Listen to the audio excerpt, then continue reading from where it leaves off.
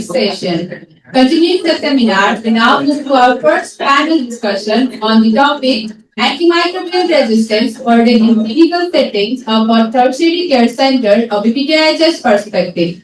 This session aims to highlight the current trends, clinical challenges, stewardship, practices and opportunities for strengthening AMR surveillance and response within a tertiary care center.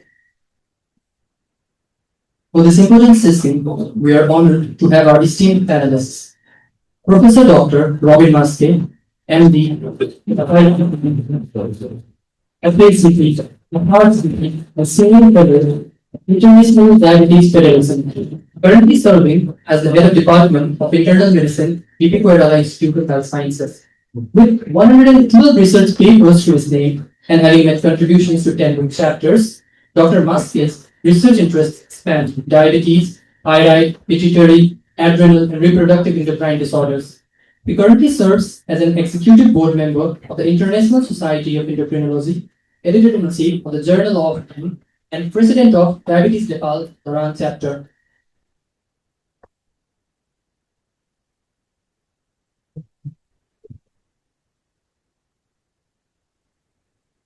With Professor Dr. from the Department of Anesthesiology and Critical Care BPKIHS. She has received several specialty trainings, including from UC University, Japan, and Christian Medical College, Bangalore, and contributes as resource faculty in anesthesia and critical care trainings. With over 20 publications, her key interests include critical care and pediatric anesthesia.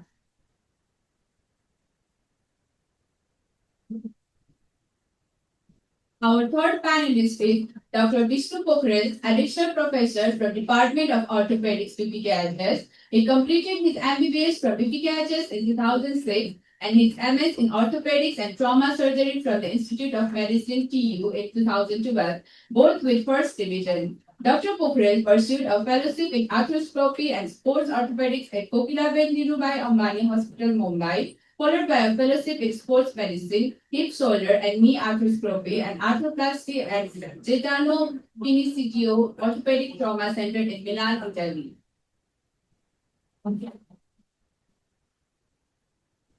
We have with us as our next panelist, Dr. Ajay Yadav, consultant diabetologist and additional professor in the Department of General Practice and Emergency Medicine, BPKIHS Institute of Health Sciences.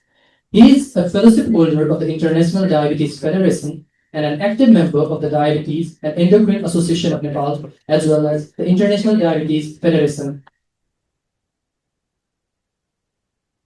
To moderate this session, we have with us Dr. Vijaya Mishra, Associate Professor from the Department of Biochemistry, BPKIHS Institute of Health Sciences. Dr. Mishra, along with her academic expertise, is a strong advocate of newborn screening and rare diseases. She serves as a board member of the Rare Diseases Society of Nepal and is actively engaged in creating awareness, advocating for rare diseases, patient care, and newborn screening programs in Nepal. Alongside her professional roles, she is also the Vice President of Education 2025-26 at the Dharan Toastmasters Club.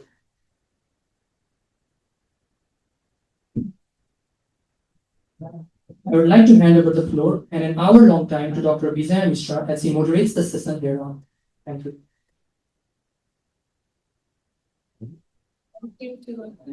Thank you to our wonderful MCs. Every dose of antibiotics to be misused today steals a cure from tomorrow. And with this misuse, the microbes are evolving, but the question is, are we? A very good afternoon, and namaste to all the distinguished personalities here, respected dignitaries, esteemed health professionals and faculty members, guests, dear students, and all the audience. I welcome you all to this special panel discussion on AMR burden in clinical settings of a tertiary care hospital BPKIHS perspective, and I'm honored and privileged to moderate the panel session today. We all have witnessed that antimicrobial resistance is now no longer a distant global threat. It has become a daily clinical reality. And as our first speaker, Dr. Shraddha, highlighted According to 2019 data published by the Global Research on AMR project, there were an estimated of 1.27 million deaths directly attributable to bacterial AMR, and the same study estimated that 4.95 million deaths were associated with bacterial AMR globally in 2019. Routine surgeries, childbirth, ICU, and cancer treatment, everything is becoming riskier because the antibiotics that we rely on are no longer working as they used to. So today, to this panel discussion, our goal is to bring the global conversation into our own institution, BPKIHS. And the objective of this panel discussion would be to understand the current burden, local patterns, documented cases, survivor stories, and the key drivers behind AMR in our department. And we have 4 esteemed panelists here with us today. Thank you all for joining with us today. Before I would officially begin the panel discussion, just a quick line on when was the last time you had taken antibiotics for yourself or any condition? Just quickly, Dr. Robin. I don't remember that. Maybe a year back. So maybe you're good practicing, very good in practicing the proper use of antibiotics. For myself, Yeah, for yourself. I maybe 1 year back. The Dr. Ajay. 25 years back. 25 years back.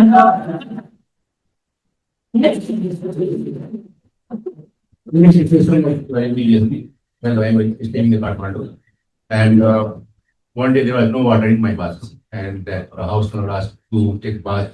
He take their bathroom, and from second day I got fever, and it was endemic fever, and I took like 200 mg for 10 days, ofloxacin, and that was my last. 25 years back. And I believe, like always, I always believe in prevention. So the best way to prevent AMR is prevention. Thank you. And the single most I used to practice that is head first. Okay. And frequently I don't know, I have OCD or something, but I was my hand frequently. And then Dr. Vishnu, when was it the last time you had taken antibiotics for yourself? Yeah, I think it's around 2 or 3 years back. And from then I haven't used any antibiotics. And before that, in every season I used to use antibiotics. And I must say, and I must admit, I am the abuser of azithromycin. And so now, in this last few years, I haven't used it. Dr. Sindhu, when was the last time? It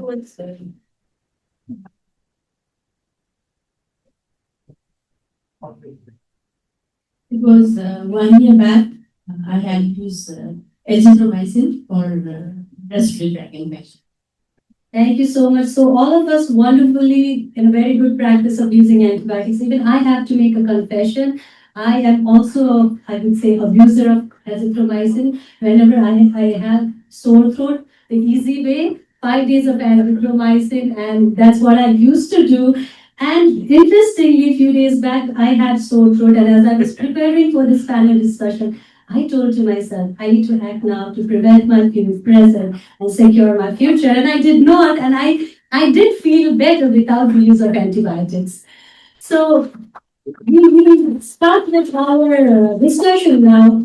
Let's talk about the AMR status. The AMR is recognized as one of the most urgent global crises now, but we know that every global crisis, the burden has a local reality. So let me begin by asking each one of you to reflect on what AMR looks like from your department's viewpoint, and starting with Dr. Robin. So internal medicine, I'm sure, sees a wide range of patients.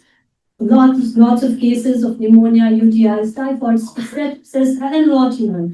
So based on what you observe in your ward and the microbiology trend at BPKIHS, how would you describe the current patterns of AMR you are encountering in your daily practice? Thank you for the question, Dr. Vijay. Since morning, you must have hearing like the antidiagram and study done by Professor Pasutaman, and what was mentioned in internal medicine, what was also involved. From that story only, I want to quote like, uh, it was done in what body, we have a AMR in OPD also, OPD outpatient department also. But in the ward, you can see, I have just now made a new unit like shape, so SHAB shape. So as per Staphylococcus aureus, as per Haemophilus influenza, P for Pseudomonas, and E for Escherichia coli. So these are the more four pathogens which are causing all the antibiotic resistance.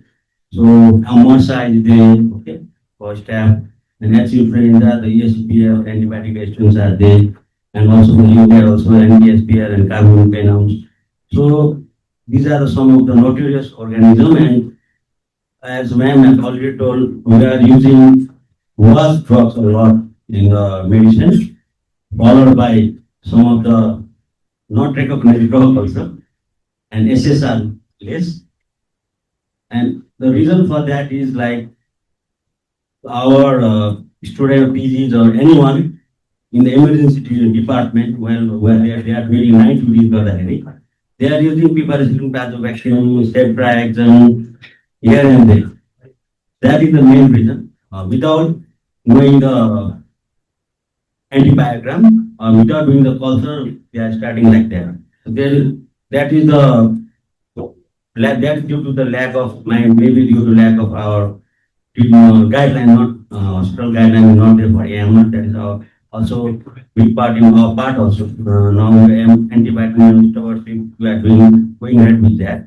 So in OPD, the next question is in OPD we are seeing lots of cases of diabetes as I am endocrinologist. So diabetes patient comes with the urinary tract infection, pneumonia, diabetic foot ulcers. So in the urinary tract infection, I can see not a single patient is resistant, sensitive to cephalosporin, and most of them are sensitive to nitrofurantoin and perturbators. So we have to start with that only. I will do that. So how do you, on your daily antibiotic decision making and clinical outcomes you see in patient, how does this AMR affect your decision making? Yeah, Patient management? it will make because when you are using antibiotic without any prior clinical judgment or like without knowing the aware group of drugs in our department, it can lengthen the stay of the patient. It can use the overuse and misuse of the antibiotic, and it can also lengthen the stay of the patient. So, and morbidity mortality will increase. The infection like diabetic foot infection or if they are polymicrobial, so they won't be, they will develop resistance. These are the things clinical outcome I can encounter. Thank you so much, Dr. Robin, for mentioning how the sheep that you mentioned are the most common organisms that you see. Coming to Dr. Singh, globally, ICUs are recognized as the hotspot for AMR due to device-associated infections and high antibiotics exposure to the ICU patient. How do you describe the resistant patterns that you are currently seeing amongst the ICU patient admitted at BPKIHS? Thank you, Dr. Vijay.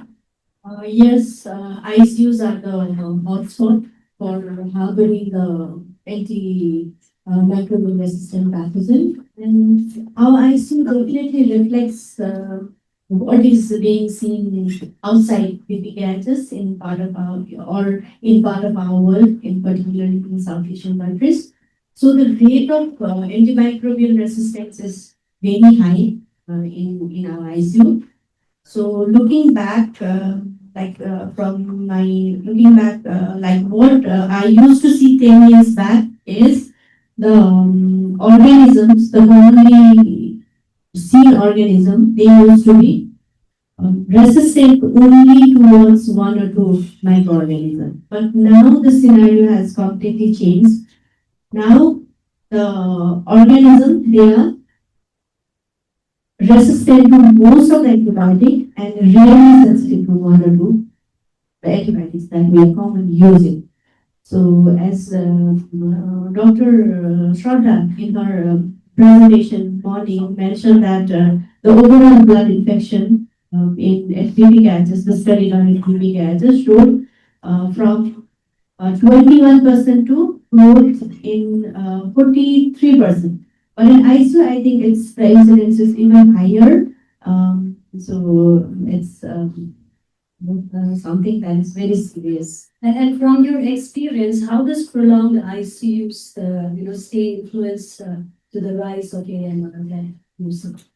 Because the patient stays for a very long time in the ICU department. So how does that affect the status of AMR? Longer the duration of ICU stay, obviously the resistance will go high.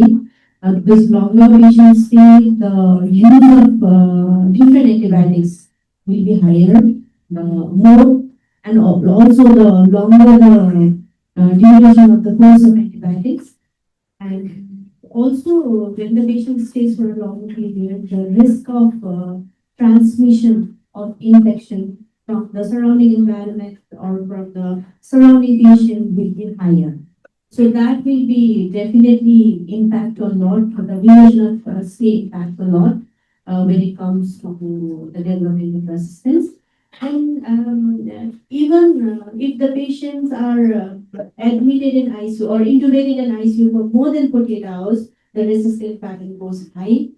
And what we have seen is if the patient stays for less than 7 days in ICU, then they respond to antibiotic, better response we have seen. But if they stay, the duration is longer, beyond 7 days, then they do not respond to the antibiotic. So that's what I have observed. Thank you so much, Dr. Sidhu, for highlighting how the organisms are evolving over the last 10 days and more resistance are being seen with the microorganisms around us. Dr. Vishnu, in orthopedics, especially trauma care and implant surgeries, you must have encountered unique infection challenges. So from your experience, what kind of resistant organism have you been seeing in implant-related infection or chronic osteomyelitis cases? What's your experience? Thank you for the question. Overall infection in our hospital is around 6%. And the common organism we come across are staph aureus, Pseudomonas, Klebsiella, and E. coli sometimes, and Enterobacter, and sometimes Acinetobacter. And many times MR, we frequently come across the MRSA. And now also we are facing difficulties we are meeting more antibiotic resistance organisms like Acinetobacters, this Klebsiella, which are only sensitive to cholesterol. They are not responding to any. In such, we are facing many difficulties when we see the patients and infection post bleeding out and fracture not uniting, and we feel helpless. In such instances, we really feel helpless. There are many instances. And now, right now also, there are 5 patients who are admitted for infection, and 1 patient has a fracture of femur, and he had an infection and come out to be this Enterobacter sensitive to polymyxin. Luckily, he had united fracture. So once we remove the implant, then hopefully we don't have to do more. So we see that it is influencing your daily decisions in regards to patient management, the antibiotic resistance. Thank you for bringing that information. Coming to Dr. Ajay. In OPD and community level practice, many patients arrive to the hospital after taking antibiotics, either by their own self-prescription or some pharmacy-guided purchase. So from your experience, how common is this pattern of self-medication, and what kind of antibiotics do you usually find patients have already taken before reaching you? Thank you for the question. Like self-medication practice is very common in our sector. Very common in our sector. Because they are getting easily from the chemist, and they are like some patients previously treated, and they are getting better, and they are just taking their pill code and chemist, and they are getting that medicine. Or sometimes neighbor, they are asking with the neighbor, and sometimes friend become the doctor, and they are just treated by other there is some why they are doing like that? Because lots of we have just patient arriving in the hospital and there is a lots of they have lots of lines like 5 or 6 and they are whole day are going in the for the treatment of the same disease and they are getting just easily from the chemist drug and that's why it is much common.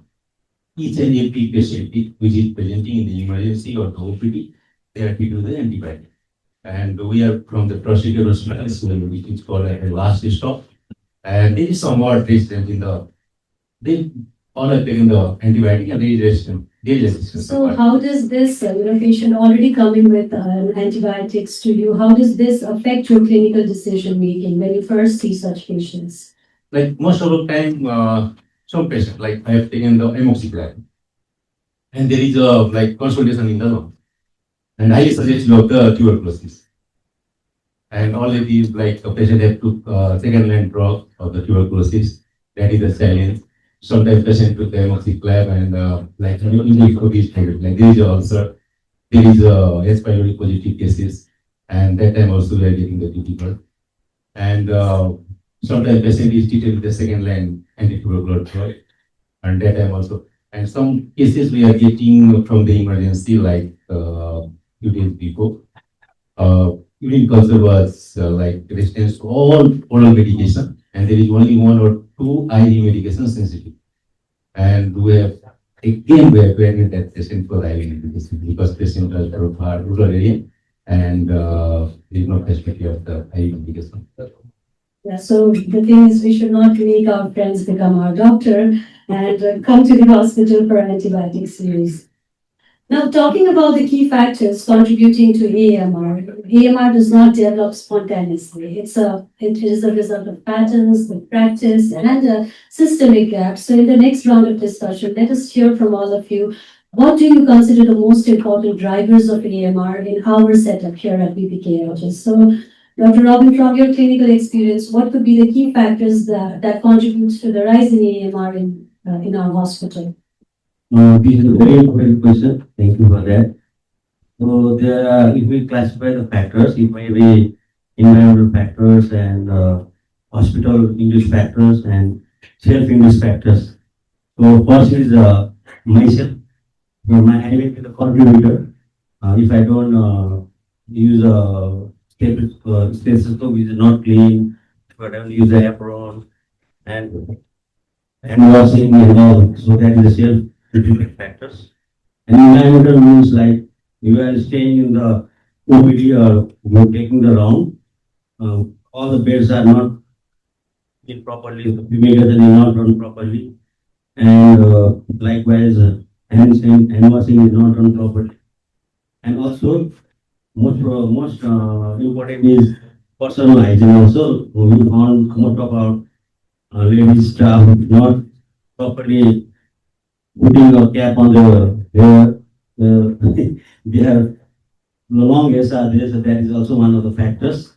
Okay, so these are the simple factors, but this is very important.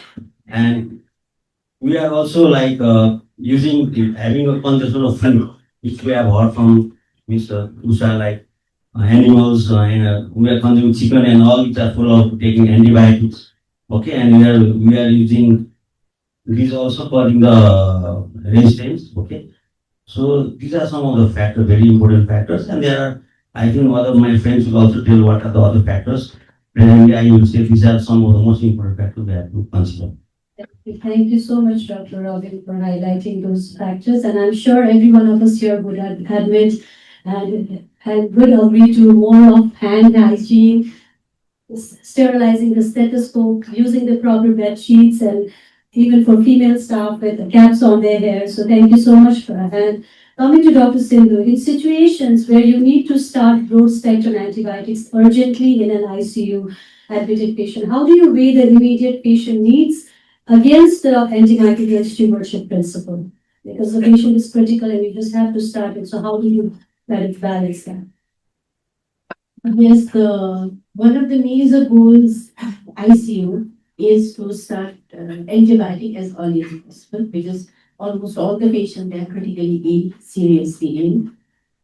Some of the factors that we consider while starting antibiotics in ICU patient are mainly the severity of the illness of the patient, the clinical status of the patient. Uh, the second would be the source of infection, and third would be whether the presence or absence of multi-drug resistant risk in that patient.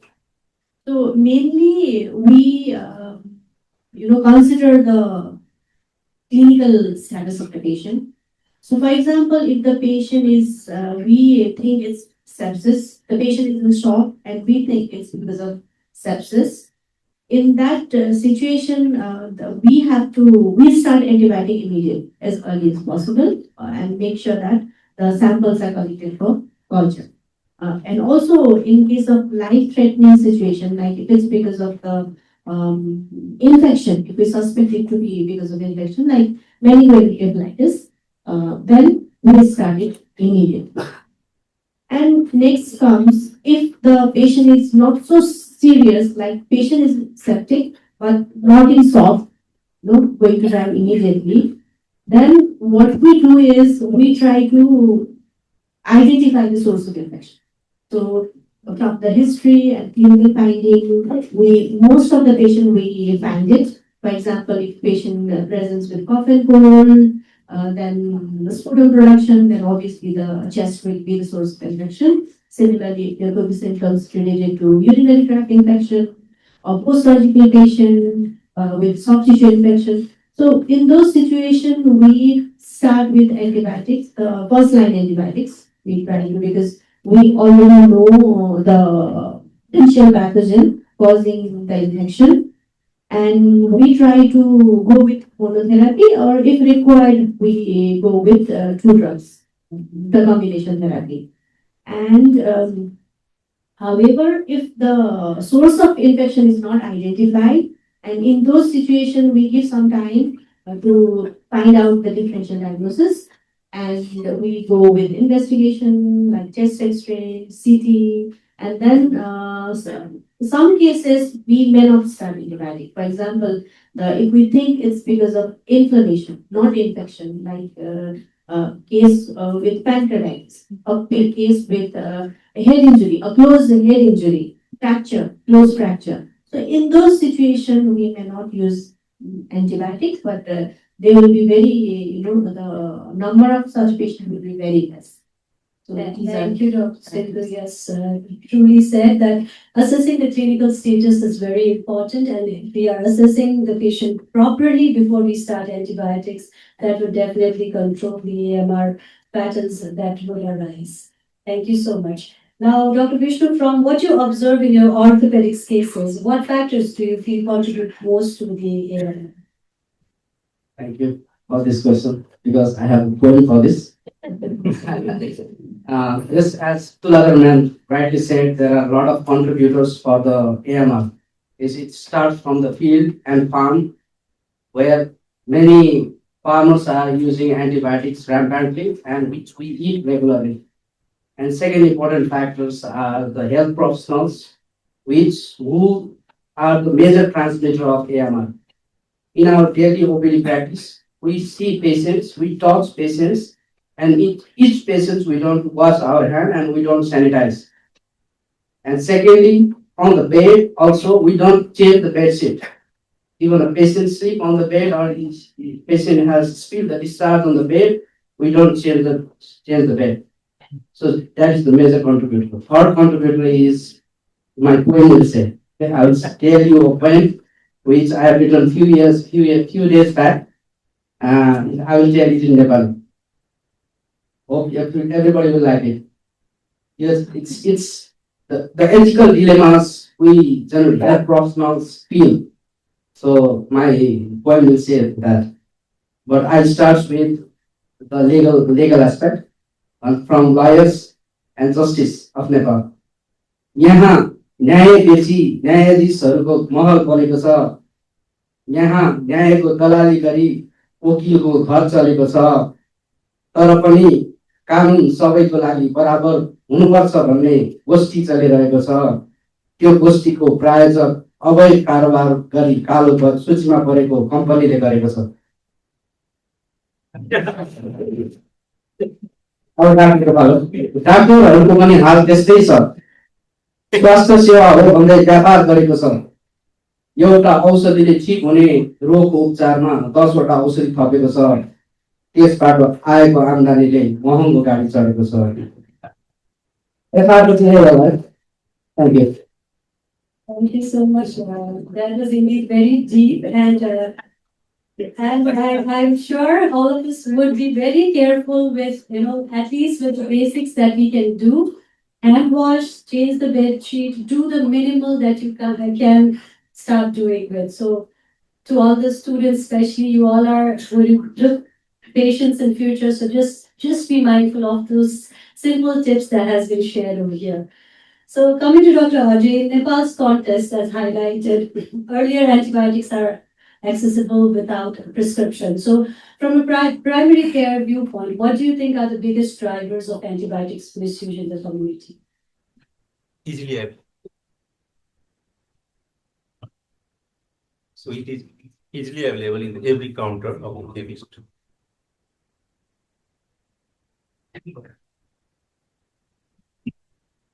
So there is three or four factors. First is lack of education in the public, general public, even us also, and everyone. So first, we have to educate the public, or first we have to educate, then only we have a right to blame. We always blame. We are always blaming the public are taking widely antibiotic. We are not educating. The first educate the public, then we are only right to blame the third. That is first is education. Second is regulation. There is no regulation, and there is no monitoring. There is no strict regulation there, and there is no monitoring. Where if we are just applying some rule and there is no monitoring. So other is like we have to monitor, and third is we are prescribing any antibiotic widely. So there is we are prescribing erythromycin. That is erythromycin is causes of common cold, or antibiotic is causes of fever. Any fever we are prescribing antibiotic viral also. And other factor is patient and doctor both, because they want fast result, and they are asking for multiple drug, and they are asking for the multiple antibiotic, and we are also giving them. So these are the factors we have to know. Yeah, so Okay, one more thing. yes, Dr. Vishnu. After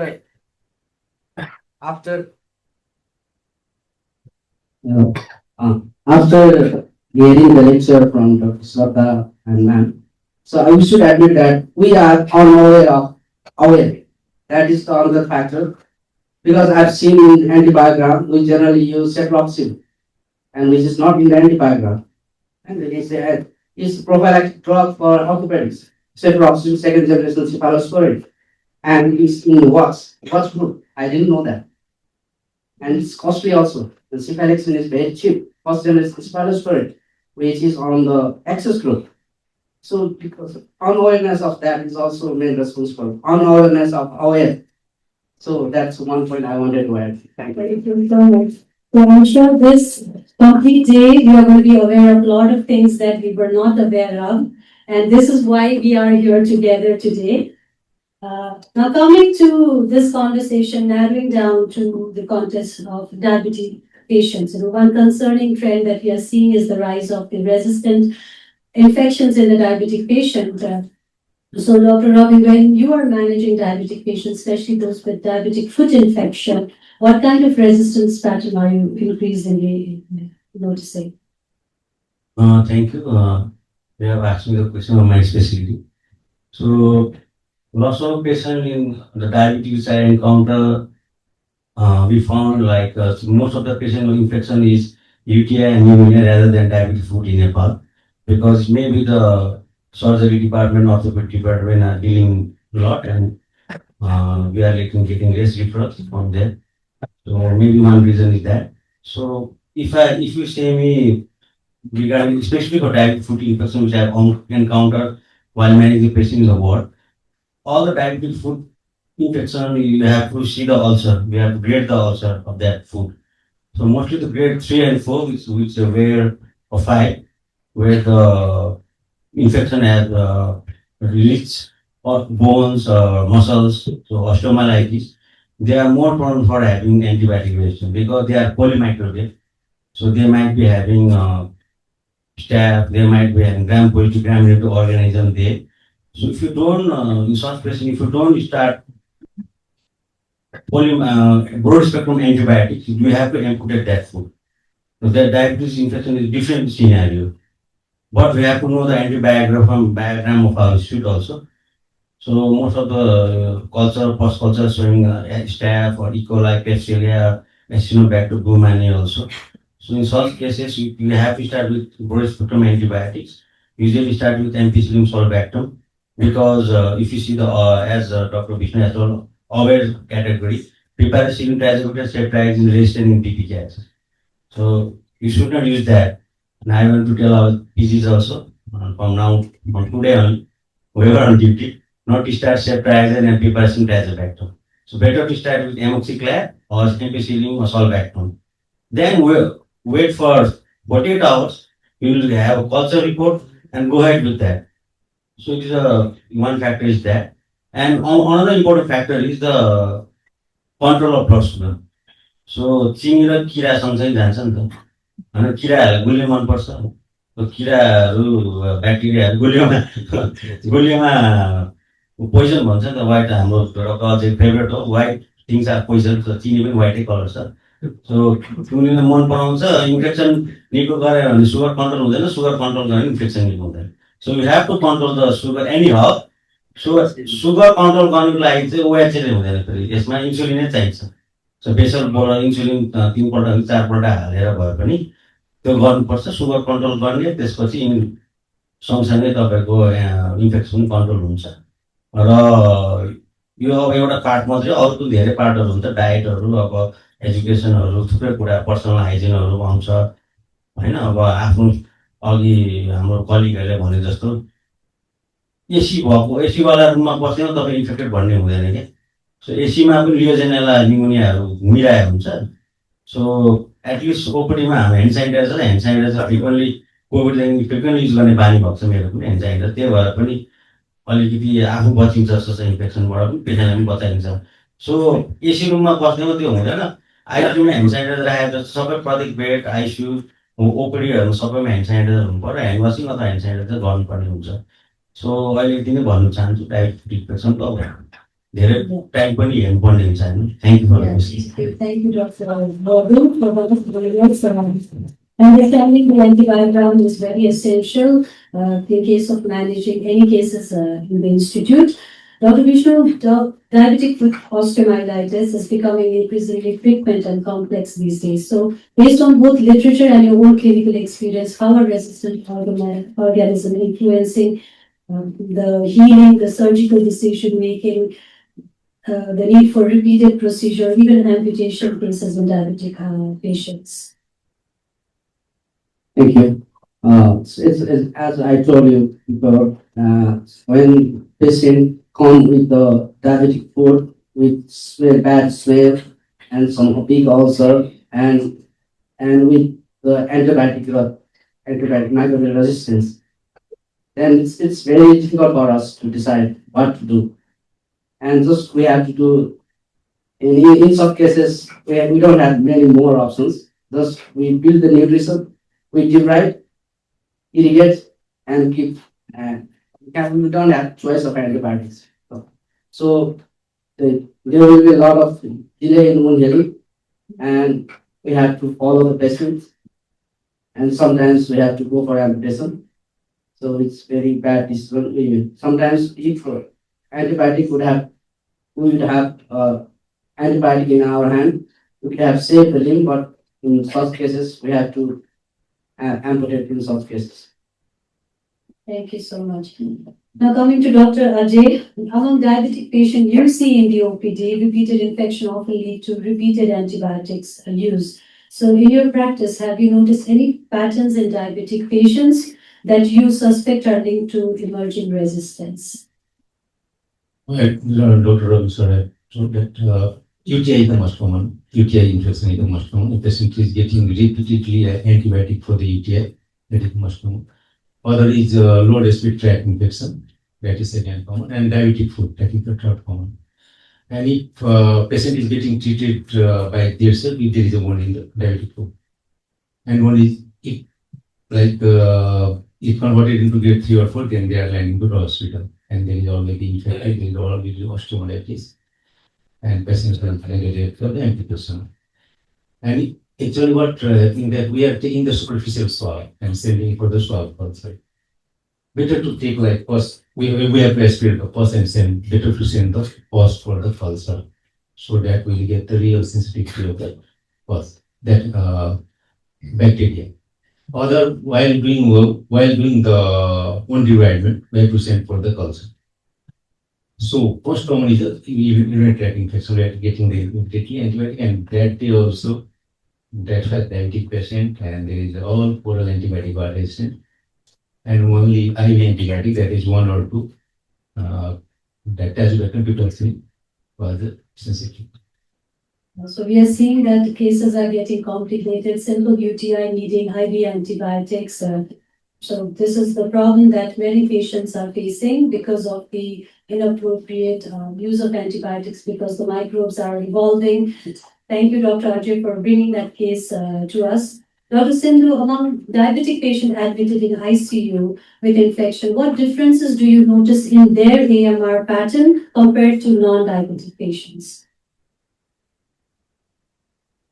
Regarding the comparison as such, we do not have data or robust data to say. But what we have observed is the diabetic patient, they are difficult to, the infection in the diabetic patient is difficult to treat. They take longer course of time for control of infection. And as Dr. Robbie highlighted earlier, our main goal in ICU when the patient with diabetes comes is to control blood sugar. Unless and until blood sugar is controlled, the infection will not be controlled. So that is our first priority. And parallelly, we also start antibiotic. And in diabetic patient, what we have seen is the reason why they are difficult to, they do not respond to antibiotic easily is they also have underlying systemic dysfunction. Like most of the patients who are critically ill and diabetic, they have like nephropathy, neuropathy, they have some myocardial dysfunction. And so therefore, they are difficult to treat. So our goal is to control the blood sugar. And we also side by side monitor the function, renal function and cardiac function, and also start obviously antibiotics. So it's very important that the care of the diabetic patient is first to monitor and control the blood glucose and with a very wise use of antibiotics. Thank you for bringing on in that. Now we are to the final round of our panel discussion, and this is going to be interesting because here we are going to bring human faces to the discussion. So let us reflect on the real cases now.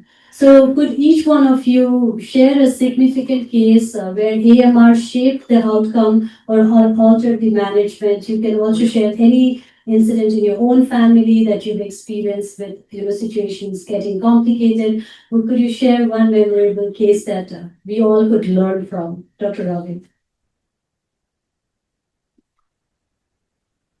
So, if I want to share the case, real case scenario, so diabetes and UTI is the problem which I want to share.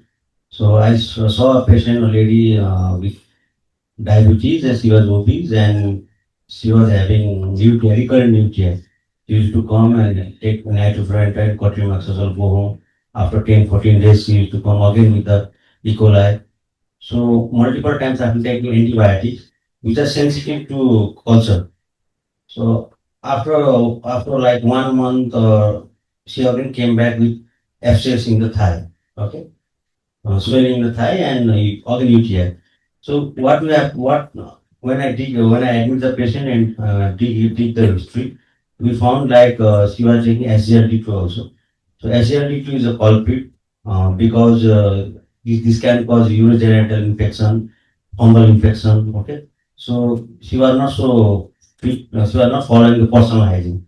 She was not taking care of perineal area, and she was not taking water enough. So that was the reason which have incite the infection in her urinary tract, and she landed up with that recurrent infection. And sadly, she was not sensitive to any oral antibiotics or common antibiotics, even this piperazine tazobactam, but she was sensitive to amikacin and gentamicin. Okay, so with the simple, so cheap drug amikacin, gentamicin, we treated her again, and she after 7 to 10 days she was fine. And for the thigh, she was not having the thigh abscess, but it was only simple cellulitis. So one infection in the one side may have, can go and cause sepsis and or involve the other part of the body also. So for the cellulitis, we didn't do anything because we were giving gentamicin, amikacin. We are only giving a supportive treatment for the cellulitis, and we wait and watch. She doesn't have. We did a Doppler of thigh and all. It was showing normal. There was no blood collection in the artery. She was not having any thrombosis. So this is the one case which I have to say. There are a lot of cases. So we have to protect from the patient of diabetic UTI by seeing the antibiogram and go ahead with that and take proper history examination. So what lesson would you like to, from this case you think is important for clinician to? Yeah. So the lesson one should learn is in any case, it's not only diabetes, we have to take a complete history examination. In history, we have to, with diabetes and UTI, we have to dig regarding the personal hygienes, their drugs. So it might be the precipitating factors, and we have to see the culture, and we have to know about the antibiogram of our institute and go ahead with the drugs which are sensitive and don't do the misuse of the drugs. That I want to say that. Thank you so much, Dr. Dr. Sindhu, very interesting case, very briefly, very quick and brief one. Interesting case. There was a Middle East. Sorry. There was a Middle East man admitted to ICU with a suicidal attempt, and the patient was financially poor, and he was brought in by police. And after staying a few days in ICU, patient developed ventilator-associated pneumonia. And when culture was done, it was sensitive to maybe acinato or Klebsiella pneumoniae was there, and it was sensitive only to polymyxin. But because of financial constraint, we were not able to start polymyxin. But then we thought, why not to go with the simple first-line antibiotic, and we started on ampicillin sulbactam. And luckily, the patient responded, and the patient was later on discharged. So, and these kind of example, we have many example of similar situation in ICU where even the simple antibiotics are working. So that's why. So sometimes, we need to make decision based on patient's financial status and do the best for the patients and save the life. Dr. Ajay, any cases that you would like to share, any memorable ED or emergency? There was one case in OPD, recurrent UTI, case of recurrent UTI, like patient is getting UTI since 1 year, and patient is using multiple antibiotics, and patient was diabetic, and patient was in SGLT2. SGLT2. That's why patient is getting recurrent UTI. And that case, we just stop SGLT2 and give other drugs for the diabetes, and the UTI is controlled. That was one case. Other case, 3 or 4 days back, I got, like, there was a wound in diabetic patient, there was one in the hand. And one is getting better because we have seen the culture also. Culture was just dry. There is no need of antibiotics. And one was healing. Without antibiotic, it's simple normal time dressing and local one was healing. And some, like in village, some of his friend advice, like his paramedics or something. just put some powder of antibiotics on that one. That's why your wound will get like your wound will heal fast, and he did that. And there was an infection. He studied only wound rheumatism in the surgical department. That was. So yeah, so people are like you said, friends are becoming doctors and they are following things. So we need to be careful when we are prescribing some medications to our own family members as well. Dr. Vishnu, any interesting case from your end? So there are good stories and bad stories both. And good story is that one male was there, 35 years old male. He had a fracture, open fracture, and fixed with external fixator in Sirah. And he presented to us with the implant failure, and we put side nail, our type of intramedullary nail, and we fixed the patient. After a few months of the fixation, the patient presented with persistent discharge. And on the discharge, it was diagnosed Acinetobacter and sensitive to cholesterol. So then we deprived, and at the same time, we put SS wire, the stainless steel wire to fix the bone. And because of that SS wire, the bone inside was also resolved. So we had very difficult times. Then we debrided the wound and let it for a while, put antibiotic spacer, and gradually the wound healed. And then we put the graft.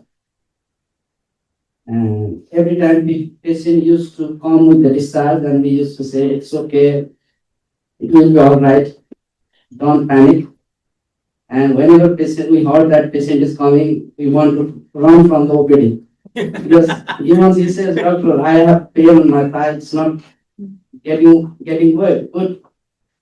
And luckily in few days back, that patient come with a smile. And when X-ray was done and the fracture was dilated, and there is no discharge also. And I feel very happy. I took photo and I made him squat. And I think it's not human. There's other people who really cure the disease, not us doctors or antibiotics. They are beyond that. So that's the happy story. And there was another lady she came with a knee pain. It's not from here. It's from the Tertiary last year where I was there. And she had a knee pain and she had a total knee replacement. And unluckily that get infected and came AMR. And the similar procedure was done. Implant was removed and spacer was done, put, and patient was after follow up after a few months. But the discharge persist even with all the antibiotics they have. And lastly, it has to be amputated. So that's a sad story. So antibiotic resistance can be very dangerous, and sometimes we have to sacrifice the limb and sometimes life. So that's the story. Thank you to every one of you for bringing real stories, and I learned from those stories. Now it's time for the question answer. I invite questions from the audience. Please keep your questions brief and directed to a panelist if there are any questions from the audience. Or if everyone is hungry because it's almost lunchtime. Any questions? If not, then last, I would like to hear from each one of you one strong, powerful message, very short and just one punchline that you want every one of us to go away with. Dr. Robin. I would like to cheat from the previous presentation. So collaboration, communication, and coordination. Okay. And one word approach. This will make it I want to give you. Thank you. Thank you so much. That was very smart, though. Dr. Ajay. I will tell one or two, like poor treatment is like no treatment is better than poor treatment. First law of medicine, you do not harm the patient. Yes. And so good doctor know when to use medicine. Great doctor know when not to use medicine. So please, evaluate those.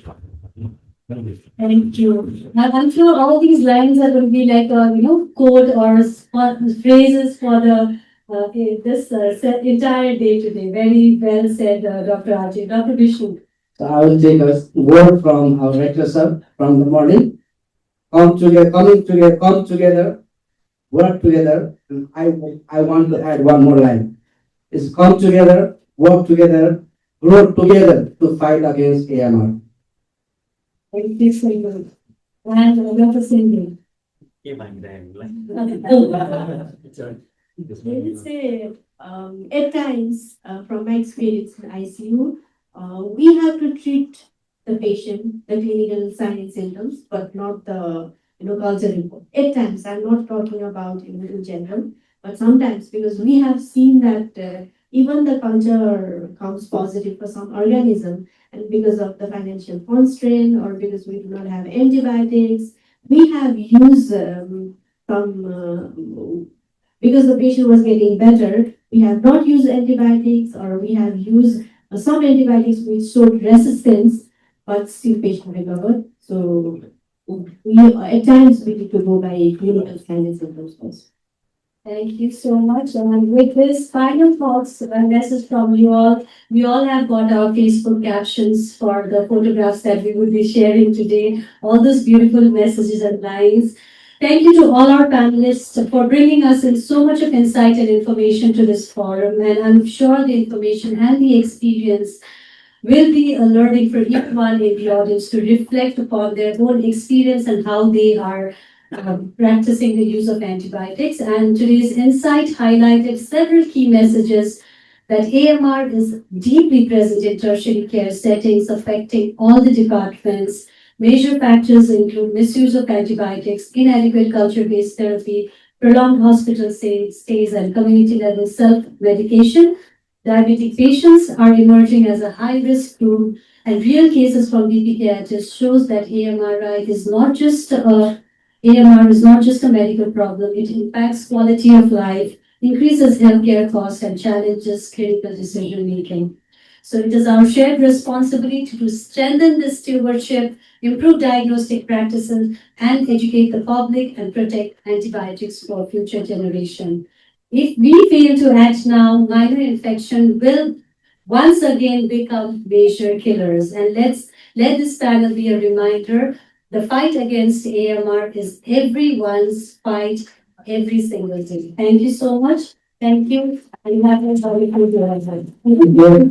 Last but not the least, I would like to thank Hosta Ma'am, Naren Sir, and Dr. Natali for helping me prepare the slide, and thank you for patient hearing. This will be the organizers for organizing such a valuable session on and sensitizing all of us. Thank you. Thank you very much. Thank you to Vijay and everyone. Thank you, Rosita ma'am and the microbiology team for trusting in me with this panel discussion. I am from biochemistry department and I had a hard time to prepare all this because I don't work with the antibiotics so very often, but I really enjoyed. Thank you so much for the opportunity. Thank you.